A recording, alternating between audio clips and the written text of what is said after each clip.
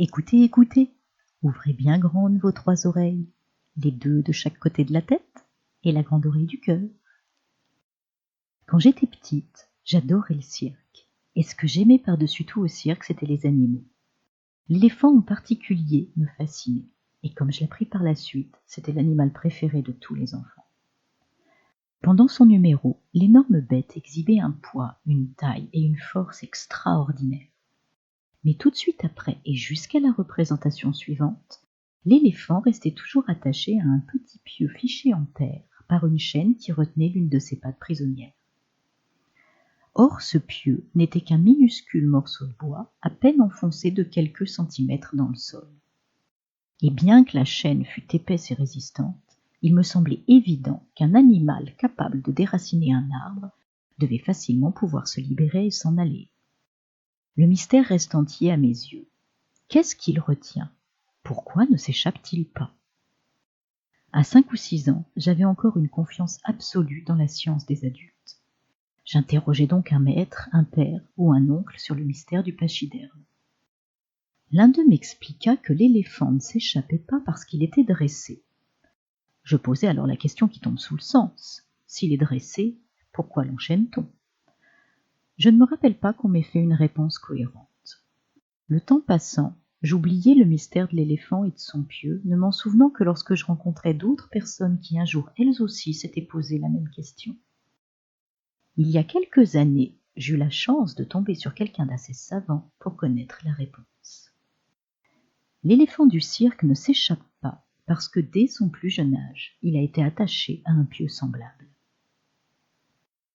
Je fermai les yeux et j'imaginai l'éléphant nouveau-né, sans défense, attaché à ce piquet. Je suis sûre qu'à ce moment, l'éléphanteau a poussé, tiré et transpiré pour essayer de se libérer. Mais que le piquet étant trop solide pour lui, il n'y est pas arrivé malgré tous ses efforts.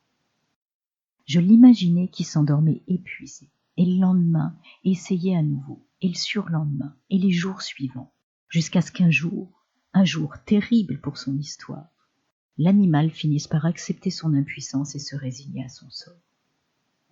Cet énorme et puissant pachyderme que nous voyons au cirque ne s'échappe pas, le pauvre, parce qu'il croit en être incapable. Il garde le souvenir gravé de l'impuissance qui fut la sienne peu après sa naissance. Et le pire, c'est que jamais il n'a sérieusement remis en question ce souvenir. Jamais il n'a tenté d'éprouver à nouveau sa force. C'est ainsi, nous sommes tous un peu comme l'éléphant du cirque. Nous allons de par le monde attachés à des centaines de pieux qui nous retirent une partie de notre liberté. Nous vivons avec l'idée que nous ne pouvons pas faire des tas de choses pour la simple et bonne raison qu'une fois, il y a bien longtemps, quand nous étions petits, nous avons essayé et n'avons pas réussi.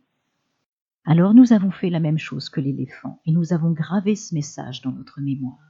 Je ne peux pas, je n'en suis pas capable et jamais je n'en serai capable. Nous avons grandi en portant ce message que nous nous sommes imposés à nous-mêmes et c'est pourquoi nous n'avons plus jamais essayé de nous libérer de ce pieu. Lorsque parfois nous sentons nos fers et faisons sonner nos chaînes, nous regardons le pieu du coin de l'œil et pensons « J'en suis incapable, jamais je n'en serai capable ».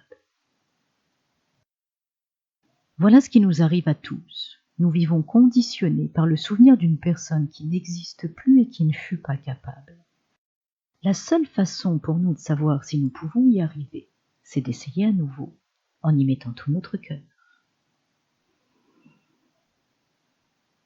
Je laisse ce conte là où je l'ai pris, entre ciel et terre, qu'il circule librement et que je revienne parmi vous.